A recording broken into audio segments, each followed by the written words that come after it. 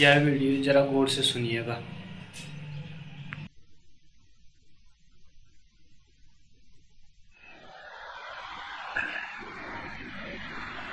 मेरे प्रिय आत्मा, मैं अत्यंत आनंदित हूँ कि जीवन के संबंध में और उसके परिवर्तन के लिए थोड़ी सी बातें आपसे कह सकूंगा। इसके पहले कि मैं कुछ बातें आपको कहूँ, एक छोटी सी कहानी से चर्चा को प्रारंभ करूंगा। एक बहुत अंधेरी रात में एक अंधा आदमी अपने एक मित्र के घर मिलने गया था। जब वो वापस लौटने लगा तो रास्ता अंधेरा था और अकेला था। उसके मित्र ने कहा कि मैं एक लालटेन हाथ में दिए देता हूं ताकि रास्ते पर साथ दे। वो अंधा आदमी बोला, मेरे लिए लालटेन का क्या उपयोग होगा? मेरे लिए तो हाथ में लालटेन हो तो और ना हो तो दोनों हालतों में रास्ता अंधेरा है। फिर भी उसके साथी ने कहा, लालटेन लेते ही जाओ, तुम्हारे लिए तो प्रकाश नहीं होगा, लेकिन कम से कम दूसरे लोग समझ सकेंगे कि तुम रास्ते पर हो और वो टकराने से बच जाओगे। वंदा आदमी उस लालटेन को लेके गया, लेकिन थोड़ी देर बाद ही एक दूसरा आदमी उससे टकरा गया। उस अंधे आदमी ने पूछा, क्या बात है? क्या मेरी लालटेन बुझ गई है? वो दूसरा व्यक्ति बोला, मुझे कुछ दिखाई नहीं पड़ता, लालटेन तो मैं भी लिए हुए हूं, मैं अंधा हूं। तो दोनों ही अंधे थे और दोनों के हाथ में लालटेन थी, लेकिन दोनों टकरा गए और गिर गए। हमारी दुनिया की स्थिति करीब करीब ऐसी हो गई है, सबके पास अच्छे विचार हैं, सबके पास अच्छे ख्याल हैं, सभी को पता है कि ठीक क्या है, लेकिन आंखें न होने से हम सब टकरा जाते हैं और गिर जाते हैं। ऐसा आदमी खोजना मुश्किल है जिसे ये पता ना हो कि ठीक क्या है।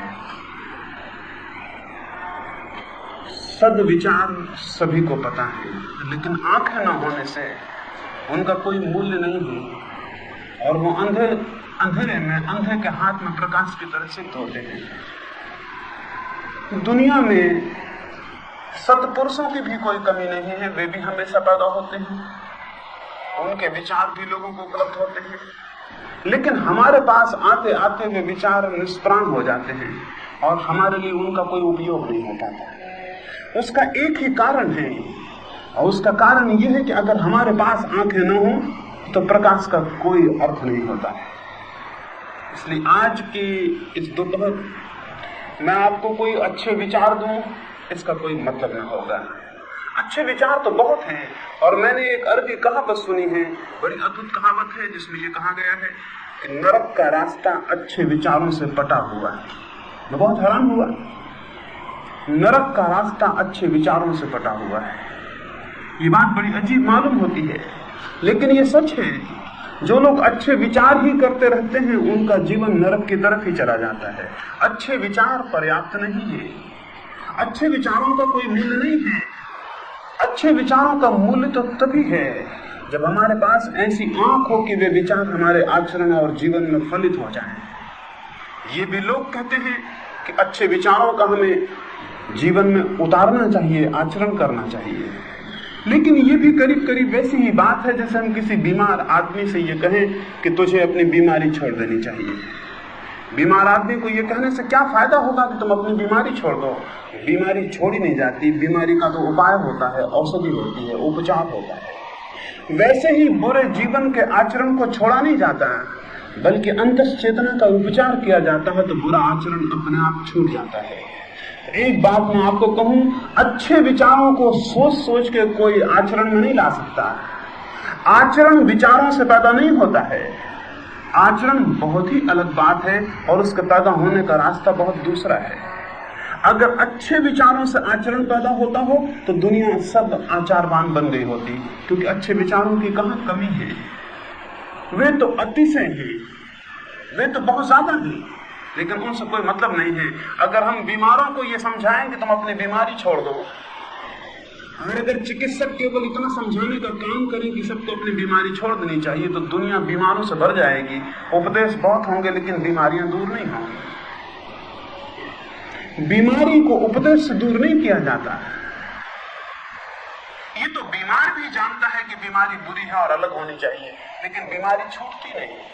उसकी तो औषधि होती है, उसका तो मार्ग होता है, उसका तो उपचार होता है। वैसे ही जिसे हम बुरा आचरण कहते हैं वो भी बीमारियों की तरह है।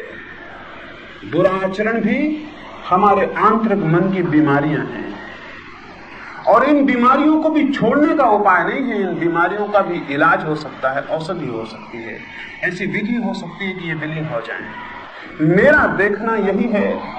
मैं आपसे ये नहीं कहता कि आप बुरे काम छोड़ दें, बुरा आचरण छोड़ दें, जीवन से बुरी वृत्तियां छोड़ दें। मैं आपको ये कहता हूं जैसे कि यहाँ अंधकार भरा हो तो मैं ये नहीं कहूंगा कि अंधकार को निकाल के बाहर कर दें। मैं कहूंगा प्रकाश जलाएं, दिया जलाएं, अंधकार अपने से दूर हो जाएगा। जैसे अंधकार दूर हो जाता है प्रकाश के जलाने से, वैसा ही मनुष्य के आंतरिक जीवन में भी प्रकाश को जलाने का उपाय है। उसके जलते ही आचरण की बुराइयां दूर होनी शुरू हो जाती हैं। आज तक किसी मनुष्य ने बुराइयों को छोड़ा नहीं है। बुराइयां अपने से विलीन हो जाती हैं और गिर जाती हैं। ऐसा मनुष्य के आंतरिक जीवन में प्रयोग किया जा सकता है। मनुष्य की अंतः चेतना को इस भांति प्रज्वलित किया जा सकता है, इस भांति प्रकाश से भरा जा सकता है, उसका सारा जीवन परिवर्तित हो जाए।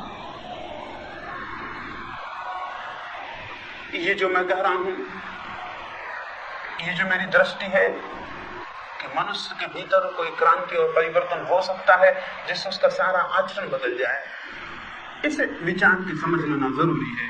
अगर ये हमारी समझ में ना आए तो ये होगा कि हम जीवन भर अच्छे विचार करेंगे और सोचेंगे अपने को बदलने की बात, लेकिन अपनी बदलाहट संभव नहीं होगी। अधिक लोग सारे जीवन पीड़ित होते हैं कि वे शुभ बन जाएं, भले बन जाएं, और वे जैसे थे वैसे ही समाप्त हो जाते हैं, क्योंकि उन्हें पता नहीं होता कि शुभ कैसे बना जाए। और जो लोग उपदेश देते हैं शुभ बनने का, वे भी केवल उपदेश देते हैं कि आपको शुभ हो जाना चाहिए, और अगर आप नहीं होते तो आप ही को कसूरवार ठहराते हैं, आपको ही दोषी ठहराते हैं। और उनकी लांछना यही होती है कि लोग हमारे विचारों को आचरण में नहीं लाते। मैं आपसे ये नहीं कहूंगा, आपका कोई कसूर नहीं है अगर आप विचारों को आचरण में ना ला पाते हो। कसूर इस बात का है कि आपको ठीक से पता नहीं, आपको इस बात का पता नहीं है कि आचरण के बदलने की कीमिया और पूंजी विचार नहीं है। आचरण को बदलने की कीमिया और पूंजी कुछ और है। वो विचार न होकर उसका नाम योग है। वो आपके सोच विचार से संबंधित नहीं, बल्कि आपकी अंतस चेतना को बदलने का एक विज्ञान है। वो विज्ञान अगर थोड़ा सा समझ में आ जाए तो आप अपने में क्रांतिकारी फर्क होते अनुभव करेंगे। अचानक आपको दिखाई पड़ेगा आपका जीवन दूसरा होने लगा। कुछ दिन हुए एक व्यक्ति मेरे पास आए और उन्होंने मुझे कहा कि मैं कुछ बातें छोड़ना चाहता हूं जीवन भर से, लेकिन छोड़ नहीं पाता। मैंने उनसे कहा, कभी ऐसे लोगों ने जो कुछ छोड़ना चाहते हैं वे लोग कभी कुछ नहीं छोड़ पाए, इसलिए आप बहुत परेशान न हो। वे बोले, लेकिन ये बातें ऐसी हैं कि मुझे छोड़ना ही है, मेरा सारा जीवन नष्ट हुआ जाता है। उन्होंने मुझे कहा कि मुझे तो इतनी परेशानी है, लेकिन मैं शराब पिए चला जाता हूँ। मैं इसे छोड़ना चाहता हूँ और आज 10 वर्षों से लड़ रहा हूँ, और जितना लड़ता हूँ उतना ही मैंने पाया ये बढ़ती चली जाती है, छूटती नहीं। मैंने उनसे कहा, इस जीवन में पूरे लड़ते रहे तब भी ये छूटेगी नहीं, इसकी फिक्र छोड़ दें, कुछ और करें। मैं उन्हें अपने निकट बुलाया और मैंने उनसे कहा, कुछ प्रयोग करें अपने मन पर, क्योंकि मैंने कहा कि वो आदमी शराब पीता है जो आदमी अशांत होता है, दुखी और पीड़ित होता है। जो आदमी आनंदित है वो कभी नशा नहीं करेगा, असंभव है। दुनिया जितनी दुखी होती जाएगी उतनी दुनिया में नशा बढ़ता चला जाएगा। दुख होगा, नशा स्वाभाविक है, उसका परिणाम है। आनंद होगा, नशा असंभव है, उसका कोई कारण, उसकी कोई जरूरत नहीं रह जाती। मैंने उनसे कहा, नशे को छोड़ने की फिक्र छोड़ दें, शांत और आनंदित होने का उपाय करें। उन्होंने कुछ साधना शुरू की शांत होने के लिए, और 3 महीने बाद उन्होंने मुझे आके कहा, मैं तो हैरान हूँ, आज मुझे कोई कहे कि पियो तो मेरी समझ में नहीं आता कि मैं पहले कैसे पीता था, अब तो मैं नहीं पी सकता हूँ, अब तो शराब छूना भी मुझे असंभव है। सारी दुनिया पीड़ित है इस बात से। हम कुछ चीजों को छोड़ना चाहते हैं, लेकिन हम इस बात को नहीं समझ पाते कि उनकी जड़ें कहाँ हैं।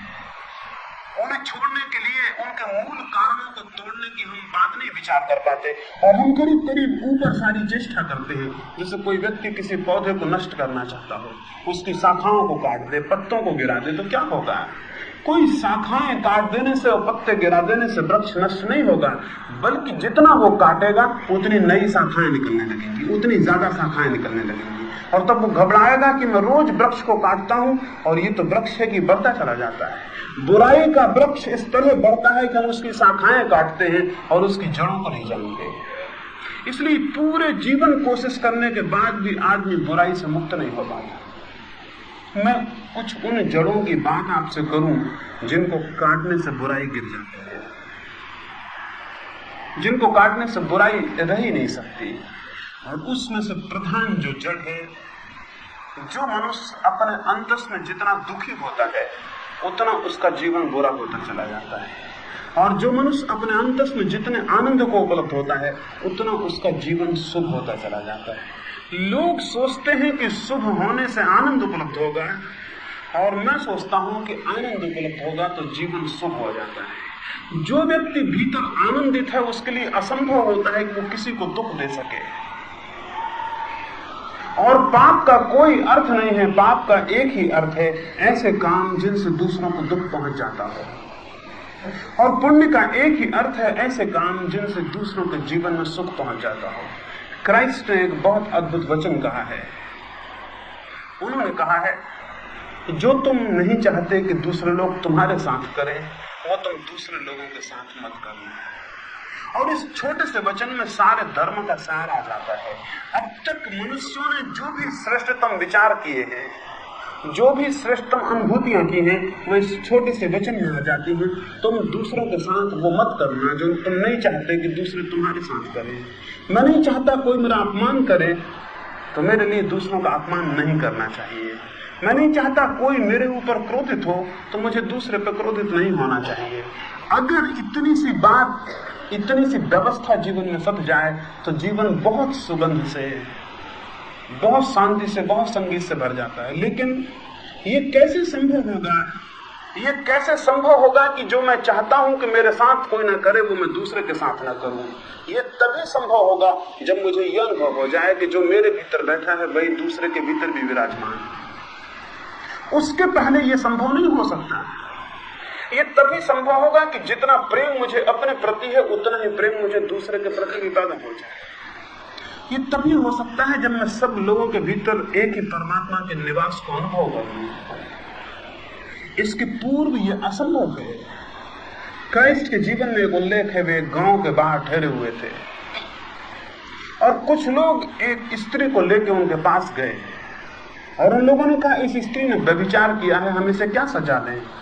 पुरानी किताब में लिखा हुआ है, पुरानी धर्म की किताब में लिखा हुआ है, इसे पत्थर मारो और मार डालो। उन्होंने क्राइस्ट से इसलिए ये पूछा कि इससे दो बातें साफ हो जाएंगी।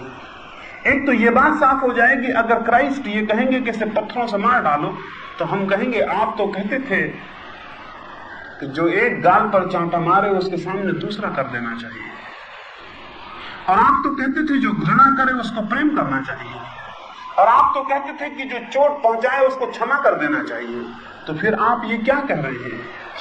और अगर क्राइस्ट ने कहा कि इसे पत्थर मत मारो, ये बुरा है, तो हम कहेंगे ये तो धर्म ग्रंथ के विरोध में आप कह रहे हैं, आप तो धर्मशास्त्र के विरोध में हैं। इस वजह से वे एक स्त्री को लेकर क्राइस्ट के पास गए और उन्होंने क्राइस्ट से कहा कि हम इस स्त्री के साथ क्या करें, इसने व्यभिचार किया है। क्राइस्ट ने कहा जो पुरानी किताब में लिखा है वही करो, सारे लोग पत्थर उठा लो और इसे मार डालो।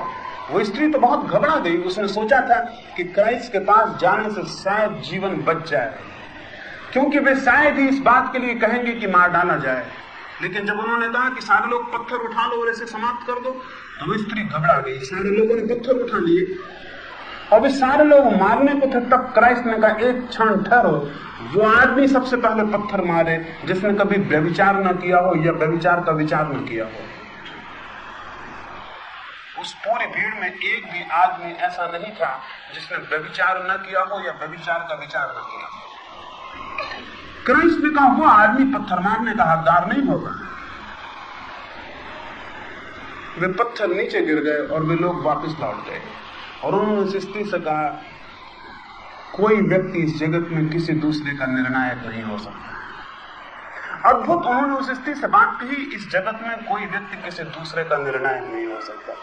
नासमझ जो है वे इस जगत में दूसरों का विचार करते रहते हैं और निर्णय करते रहते हैं, और जो समझदार हैं वे अपना विचार करते हैं और अपना निर्णय करते हैं। वे अपने संबंध में सोचते हैं मैं कहां हूं और क्या हूं। वे इस संबंध में विचार करते हैं मेरी जीवन स्थिति कैसी है और क्या है, और वे इस संबंध में विचार कर सकते हैं कि क्या मैं उस सारी संभावनाओं को अपने भीतर विकसित कर सका हूं जिसके कि बीज मेरे भीतर थे, या कि मैंने जीवन को व्यर्थ खो दिया। जो जानते हैं, जो थोड़ा विचार करते हैं, जिनमें थोड़ा विवेक है, वे अपना निर्णय और विचार करते हैं, वे अपनी जीवन दशा पर चिंतन करते हैं। और जो अज्ञानी है, जो नहीं जानते, वे दूसरों की जीवन दशाओं पर चिंतन और विचार करते हैं।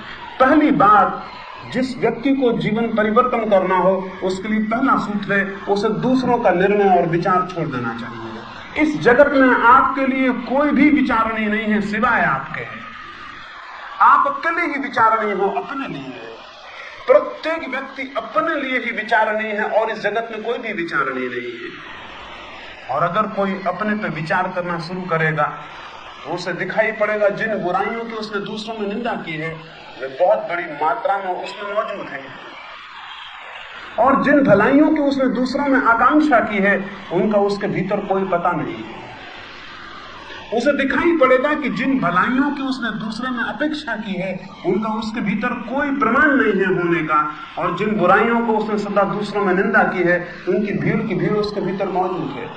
जब ऐसा दिखाई पड़ता है तो घबराहट पैदा होती है, तब संताप पैदा होता है, तब वो बेचैनी पैदा होती है जो मनुष्य को धार्मिक बनाने में धक्का देती है। उसके पहले कोई आदमी धार्मिक नहीं बनता, इसे स्मरण रखें। वही व्यक्ति केवल धार्मिक बन सकता है जिसे ये बेचैनी पैदा हो गई हो कि सारी दुनिया की बुराइयां उसके भीतर हैं और भलाइयों का कोई पता नहीं है। तब घबराहट होना बहुत स्वाभाविक होगा, और इसी घबराहट से बचने के लिए सारे लोगों ने ये तरकीब ईजाद की है कि वो अपनी भलाइयां देखते हैं और दूसरों की बुराइयां देखते रहते हैं। जो लोग धार्मिक नहीं होना चाहते, जो जीवन में कोई क्रांति और परिवर्तन नहीं करना चाहते, उनके लिए एक ही तरकीब और रास्ता है कि वो दूसरों की बुराइयों का विचार करते रहें। इस भांति अपनी बुराइयां दिखनी बंद हो जाती हैं, उनका विस्मरण हो जाता है। हमारा चिंतन दूसरों की बुराइयों में लग जाता है, खुद की बुराइयां उपेक्षित और दबी हुई रह जाती हैं। यही भूल है। अगर मैं कहूं यही एकमात्र भूल है जो मनुष्य अपने साथ कर सकता है। पहली बात स्मरणीय है, हम अपना निर्णय, अपना विचार, अपने संबंध में इस चिंतन को जन्म दें कि हम कहां खड़े हैं और किस स्थिति में और किस दशा में खड़े हैं। और जब हम इस दशा को देखेंगे तो हमें कुछ बातों में सबसे पहली बात तो ये दिखाई पड़ेगी कि हमारे पल्ले में, हमारे पास भलाई के नाम पर कुछ भी नहीं है, फूलों के नाम पर हमारे पास कुछ भी नहीं है सिवाय कांटों के।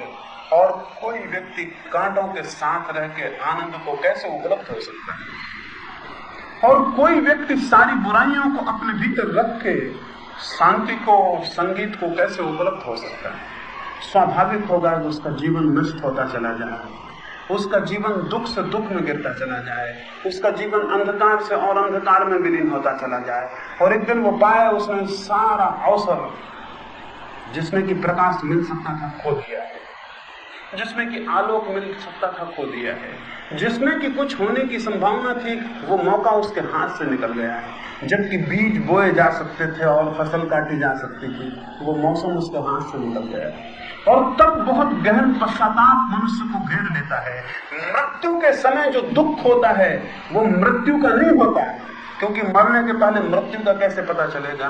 मृत्यु के समय जो पीड़ा पकड़ती है वो पीड़ा पकड़ती है जीवन के उस अवसर के खो जाने की जिसमें हम कुछ भी नहीं कमा पाए, जिसमें हम किसी संपत्ति को पैदा नहीं कर पाए। इसलिए जिन लोगों को कुछ संपत्ति मिल जाती है वे मरते समय दुखी नहीं देखे जाते। केवल थोड़े से लोग इस जमीन पर मरते समय आनंद से भरे होते हैं जिन्होंने कुछ संपत्ति कमाई होती है, जिन्होंने भीतर का कोई संगीत पैदा किया होता है, जिन्होंने आलोक के कोई दर्शन किए होते हैं। एक बहुत प्राचीन फकीर ने कहा है कि मृत्यु के समय पता चल जाता है कि जीवन कैसा था। मृत्यु उघाड़ देती है कि जीवन कैसा था। जिसकी मृत्यु आनंद से भरी हो, जानना चाहिए जीवन सार्थक हुआ, और जिसकी मृत्यु दुख से भरी हो, जानना चाहिए जीवन व्यर्थ गया। ये तो अभी हम पहचान सकते हैं। अगर इसी क्षण आपकी मृत्यु हो तो क्या होगा? अगर आप ये विचार करें कि इसी क्षण मेरी मृत्यु हो जाए तो क्या होगा? क्या उस समय आपके हाथ में कुछ होगा? क्या आपकी कोई संपदा होगी, कोई उपलब्धि होगी? कुछ होगा जो आपको लगेगा कि मेरे साथ है, मैंने कुछ कमाया है? अगर नहीं कुछ होगा तो बहुत दुख घेर लेगा। मृत्यु का दुख नहीं है वो आंतरिक दरिद्रता का दुख है। और जो आंतरिक रूप से समृद्ध होते हैं उन्हें वो दुख नहीं घेरता। नानक एक गांव में एक दफा मेहमान हुए थे। वे यात्रा में थे और एक गांव में ठहरे। एक बहुत बड़े धनपति ने उनको आके कहा कि मेरे पास बहुत संपत्ति है और मरने का समय मेरा करीब आ गया, इस सारी संपत्ति को मैं धर्म में लगा देना चाहता हूं। नानक ने नीचे से ऊपर तक उस व्यक्ति को देखा और कहा, तुम तो बहुत दरिद्र मालूम होते हो, तुम्हारे पास कोई संपत्ति नहीं दिखाई पड़ती। वो आदमी बोला, मैं सीधे साधे लिबास में हूं, इसलिए आप समझे नहीं, मेरे पास बहुत है। नानक ने कहा, मुझे तो कुछ भी नहीं दिखाई पड़ता, मेरे पास हजारों लोग आते हैं, मैं उनकी आंखों में देख के समझ जाता हूं उनके पास कुछ है या नहीं, तुम्हारे पास कुछ भी दिखाई नहीं पड़ता। वो बोला, आप मुझे आज्ञा दें तो पता चले कि मेरे पास कुछ है या नहीं, कोई काम मुझे बताएं जिसमें मैं अपनी संपत्ति को लगा दूं। नानक ने एक छोटी सी सुई उसे दे दी और कहा, इसे मरने के बाद मुझे वापस लौटा देना। तो बिल्कुल पागलपन की बात हो गई। अगर मैं आपको एक सुई दे दूं, छोटी सी चीज है, छोटी से छोटी चीज है इस जगत में, उससे छोटा और क्या होगा, वो आपको मैं दे दूं और कहूं कि मरने के बाद मुझे वापस लौटा देना, तो सुई तो बहुत छोटी है, काम बहुत बड़ा हो गया। वो आदमी वहां तो कुछ भी नहीं कह सका क्योंकि उसने खुद काम मांगा था, लेकिन वो रास्ते पर सोच के लौटा कि नानक या तो पागल है या इसने खूब मजाक किया। रात भर उसने सोचा कि सुई को मरने के बाद कैसे ले जाएंगे, लेकिन कोई उपाय उसे समझ में नहीं आया। उसने बहुत तरह से मुट्ठी बांधने का विचार किया, लेकिन सब तरह की बांधी हुई मुट्ठियां मृत्यु के इसी पार रह जाती हैं, उस पार कोई मुट्ठी नहीं जाती। उसने सब तरह के उपाय सोचे, लेकिन कोई उपाय कारगर नहीं होता था। वो सुबह 4 बजे लौटा और नानक के पैर पड़े, कहा, ये सुई वापस ले ले, कहीं उधारी मेरे ऊपर न रह जाए, इसे मैं मृत्यु के बाद वापस नहीं लौटा सकूंगा। नानक ने कहा, तुम्हारी संपत्ति का क्या हुआ, साथ नहीं पड़ती? तुम्हारी शक्ति का क्या हुआ, साथ नहीं देती? वो व्यक्ति बोला, इस सुई को मृत्यु के पार ले जाने में मेरी संपत्ति सहयोगी नहीं है। नानक ने उससे कहा कि संपत्ति केवल वही है जिसे मृत्यु नष्ट न कर पाए, और जिसे मृत्यु छीन लेती हो उसे नासमझ संपत्ति समझते हैं, समझदार उसे विपत्ति मानते हैं, संपत्ति नहीं। और इसलिए जिन लोगों ने उस संपत्ति को छोड़ दिया उन्होंने कोई त्याग नहीं किया, विपत्ति मान के उससे अलग हो गए। नानक ने कहा, जो मृत्यु के पार साथ ना जा सके वो विपत्ति हो सकती है। 2 ही तरह के लोग हैं दुनिया में, कुछ हैं जो विपत्ति को कमाते हैं और कुछ हैं जो संपत्ति को कमाते हैं। विपत्ति को कमाने वाले बहुत लोग हैं, इसलिए दुनिया विपत्ति से विपत्ति में गिरती चली जाती है। संपत्ति को कमाने वाले बहुत थोड़े लोग हैं। संपत्ति को कमाने वाला बनना चाहिए, और संपत्ति का मेरा मतलब हुआ कि जो मृत्यु के पार साथ जा सके। क्या साथ जा सकता है? निश्चित ही बाहर की कोई उपलब्धि साथ नहीं जा सकती। निश्चित ही शरीर के माध्यम से जो भी पैदा हुआ हो वो साथ नहीं जा सकता। निश्चित ही इंद्रियों के द्वारा जो जाना और पाया गया हो वो साथ नहीं जा सकता। इनके पीछे अगर कोई घटना घटती हो तो वो साथ जा सकती है। उस घटना के घटने में ही सारे जीवन की परिवर्तन और क्रांति के मूल आधार और जड़ें होती हैं। उसके लिए जरूरी है कि हम अपने सारे इंद्रियों के द्वार बंद करके भीतर देखना सीखें। उसके लिए जरूरी है हम सारे शरीर से पीछे हटना सीखें। उसके लिए जरूरी है कि हम उसको पहचानना सीखें जो आंखों से देखता है, कानों से सुनता है। हम कान और आंख पर रुक जाते हैं तो बड़े नासमझ हैं। अगर मैं आपकी आंख पे लगे चश्मे को आपकी आंख समझ लूं तो मुझे लोग पागल कहेंगे, क्योंकि चश्मा आंख नहीं है, आंख चश्मे के पीछे है। लेकिन अगर हम आंख को ही देखने वाला समझ लें तो और गलती हो जाएगी, क्योंकि देखने वाली आंख नहीं है, देखने वाला आंख के भी पीछे है। ऐसे अपने भीतर जो निरंतर प्रवेश करने की कोशिश करता है कि मैं उस जगह पहुंचूं, उसको पहचानूं जो सबके पीछे मेरे भीतर खड़ा है, वो संपदा को उपलब्ध हो जाता है, और जो आंखों के और इंद्रियों के बाहर के जगत में खोजता है वो केवल विपत्ति को उपलब्ध होता है। धर्म का मूल जन्म मनुष्य को उस क्षण में अनुभव होता है जब वो अपनी सारी इंद्रियों को बंद करके सारे शरीर को दूर छोड़ के भीतर प्रवेश करता है। इसका रास्ता है कि हम अपने इंद्रियों के भीतर प्रवेश कर सकें। और जो लोग परमात्मा को जाने हैं उन्होंने किसी मंदिर में जाके परमात्मा को नहीं जाना है, उन्होंने अपने भीतर जाके परमात्मा को जाना है। जो व्यक्ति अपने भीतर जानना सीख जाता है उसे सब घर मंदिर हो जाते हैं, और जो व्यक्ति अपने भीतर जानना, अपने भीतर प्रवेश करना नहीं जानता उसे कोई मंदिर नहीं है, सब मंदिर मकान है। क्योंकि जो अपने भीतर नहीं जा सकता वो मंदिर में कैसे जा सकेगा? जो अपने भीतर की सत्ता को नहीं जानता वो इस जगत सत्ता को नहीं जान सकता है। वो कुछ भी नहीं जान सकता है जो स्वयं को नहीं जानता है। तो मनुष्य के सामने सबसे बड़ी साधना और सबसे बड़ा लक्ष्य और जीवन के सामने सबसे परम दृष्टि एक ही है कि किसी भांति वो अपने भीतर प्रवेश कर जाए और स्वयं को जान ले। अपने भीतर प्रवेश करने के लिए दो मार्ग हैं। एक तो जरूरी है अपने भीतर प्रवेश करने के लिए कि हम सारी इंद्रियों को बंद करना सीख जाएं। हम कहेंगे हम इंद्रियों को बंद करना जानते हैं, रात आंख बंद कर लेते हैं तो आंख बंद हो जाती है। आंख तो बंद हो जाती है लेकिन स्वप्न चलते रहते हैं, और जो स्वप्न चलते रहते हैं वे आंख से ही उत्पन्न हुए संवेदन हैं, इसलिए आंख ठीक से बंद नहीं हुई। एक व्यक्ति ने निश्चय किया कि वो साधु हो जाए। वे गुरु की तलाश में गया और एक आश्रम में पहुंचा जहां भी उसने सुना कि एक अद्भुत साधु रहता है, उससे दीक्षित हो जाए। उसके मित्र उसे वहां तक छोड़ने गए, उसके प्रेमी उसे वहां तक छोड़ने गए। उसने आश्रम के द्वार पर उनसे कहा, अब आप मुझे विदा कर दें, अब मैं अकेला जाऊं, आप कब तक मेरे साथ जाएंगे? अब मैंने तो एक ऐसा रास्ता चुना है जिस पर कोई मेरे साथ नहीं हो सकता। वो अकेला भीतर गया, उसने साधु को प्रणाम किया। वहां कोई भी ना था उस कक्ष में, वो अकेला था और साधु था। उस साधु ने उस युवक को कहा, किस लिए आए हो? उस युवक ने कहा कि मैं साधु होना चाहता हूं, साधना में लगना चाहता हूं। वो गुरु बोला, लेकिन अकेले होके आओ, तुम तो बहुत लोगों को साथ लेके आ गए हो। वो आप भी बोला, ये क्या बात आप कर रहे हैं? मैं बिल्कुल अकेला हूं, यहाँ तो आसपास कोई नहीं दिखाई पड़ता। उस साधु ने कहा, आसपास नहीं, भीतर देखो। जिन लोगों को तुम आश्रम के द्वार पर छोड़ आए हो वो सब वहां मौजूद हैं।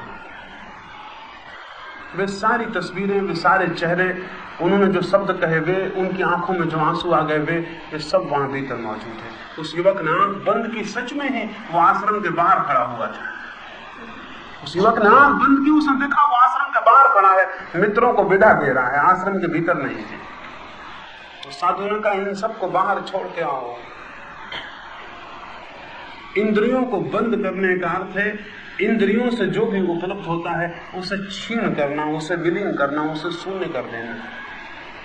अगर निरंतर इस बात का स्मरण रहे, अगर आंख बंद करके हम इस बात का स्मरण रखें कि हम सपना नहीं देखेंगे, आंख बंद करके अगर इस बात का स्मरण रहे कि जिन चेहरों पर आंख बंद कर ली है उनको भीतर नहीं देखेंगे, अगर इस बात का स्मरण रहे कि आंख का कोई उपयोग आंख बंद करने के बाद हम भीतर नहीं करेंगे, और अगर कोई उपयोग होने लगे तो हम सजग हो जाएं और जाने की उपयोग शुरू हो गया। जैसे ही हम सजग होंगे और हमें पता चलेगा कि उपयोग शुरू हो गया, सपना टूट जाएगा और बंद हो जाएगा। सपने को देखने के लिए जरूरी है कि हम बिल्कुल भूले हुए हों, मूर्छित हों, हमें होश ना हो। अगर हमें होश आ जाए तो भीतर का कोई भी सपना तत्क्षण टूट जाएगा। अगर कोई व्यक्ति अपने भीतर निरंतर धीरे धीरे होश को और चेतना को साधने लगे, अगर वो इस बात को साधने लगे कि वो देखता रहे भीतर स्मरण पूर्वक कि इंद्रियों के द्वारा पैदा हुए किए हुए संस्कार, इंद्रियों के द्वारा पैदा की हुई बातें उसके भीतर तो नहीं चलती हैं, तो वो धीरे धीरे क्रमशः साधने से उनको क्षीण करने में समर्थ हो जाता है। एक दिन आता है इंद्रियों के सारे संवेदन शून्य हो जाते हैं। एक दिन आता है भीतर वो परिपूर्ण शांति को उपलब्ध हो जाता है।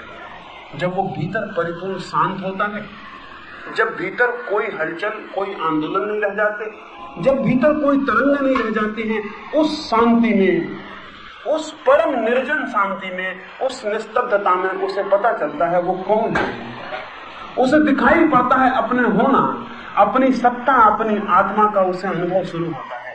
और आत्मा की एक किरण मिल जाए तो सारे जीवन से बुराई गिर जाती है। आत्मा का जरा सा अनुभव मिल जाए तो जीवन का सब असद आचरण गिर जाता है।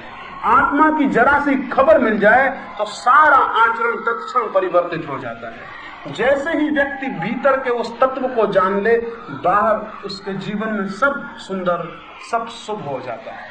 जो जीवन की कला को जानते हैं वे उस सत्य को जानने की चेष्टा करते हैं। जो जीवन की कला को नहीं जानते वे बाहर से फूल चिपकाने की कोशिश करते हैं। दो ही रास्ते हैं फूल लगाने के, एक तो कागज के फूल हैं जिनको हम ऊपर से लगा लें, और एक असली फूल है जो पौधे के प्राणों में से भीतर से आते हैं। जो लोग अच्छी अच्छी बातें ऊपर से सीख लेते हैं और अच्छे अच्छे काम ऊपर से करने लगते हैं, उनका जीवन कागज के फूलों का जीवन हो जाता है। उनमें कोई जान नहीं होती, उन फूलों में कोई सुगंध भी नहीं होती, और वो फूल ऊपर होते हैं, नीचे दुर्गंध होती है। मैं नहीं कहता कोई व्यक्ति इस तरह कागज के फूल अपने जीवन में लगाए। मैं तो ये कहता हूं कि असली फूल लाने हैं तो इतने जल्दी नहीं होगा। असली फूल जरा मुश्किल से आते हैं, बीज बोने पड़ते हैं, वर्षों प्रतीक्षा करनी होती है, वर्षों उन पर पानी डालना होता है, धूप की व्यवस्था करनी होती है, बाढ़ लगानी होती है कि कोई उन्हें नष्ट ना कर दे, और तब बड़ी मुश्किल और बड़ी प्रतीक्षा से अंकुर आते हैं, पौधे बड़े होते हैं, उनमें कलियां लगती हैं और तब कहीं फूल बनते हैं। ये जड़ों से आए हुए फूल होते हैं। जो व्यक्ति अपनी इंद्रियों को पीछे छोड़कर, शरीर को पीछे छोड़कर भीतर प्रवेश करने की चेष्टा करता है, वो एक तरह की बागवानी कर रहा है असली फूल लाने की। जब उसे भीतर की किरण मिलेगी, जब उसे अंतस का दर्शन होगा, जब उसे वहां आलोक का स्रोत उपलब्ध होगा, तब बीज फूटेगा और अंकुर निकलेंगे और उसके बाहर के जीवन में असली फूल आने शुरू हो जाएंगे। असली फूल आ जाए तो जीवन आनंद हो जाता है, और वैसा आनंद पाए बिना जो व्यक्ति इस जगत को छोड़ देता है, उसके दुर्भाग्य का अंत नहीं है। वे लोग बहुत अभागे हैं, बहुत दुर्भाग्य से भरे हुए हैं, जिन्होंने इस जगत को असली फूलों को पाए बिना छोड़ दिया। वे खुद भी कोई सुगंध और सुवास नहीं जान सके, और उनके द्वारा दूसरों को भी कोई सुवास और सुगंध नहीं मिल सकी।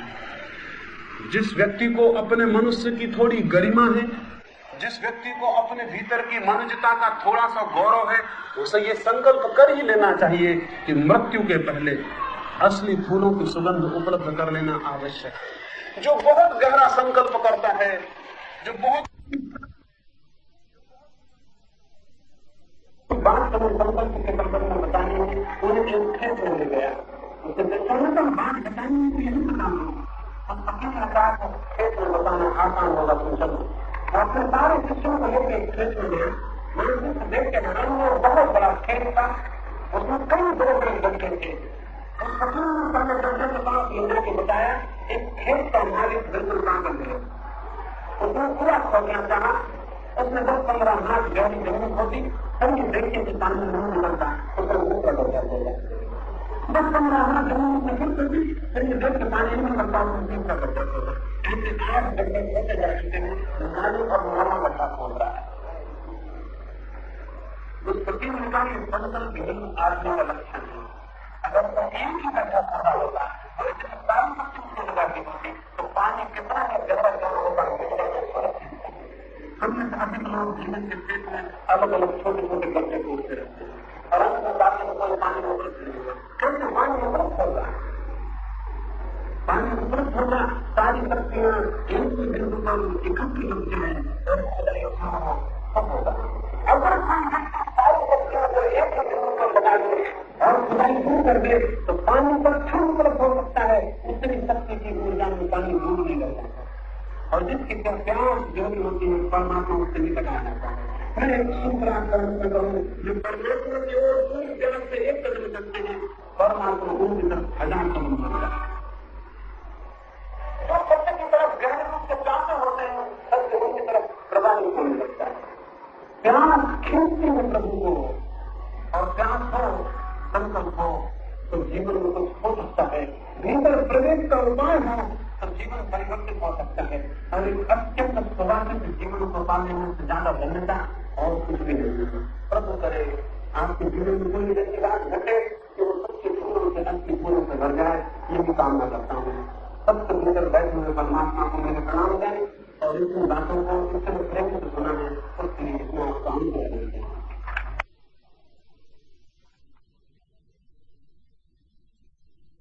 अगर यह वीडियो आपको अच्छी लग रही हो तो वीडियो को लाइक और चैनल को सब्सक्राइब करें।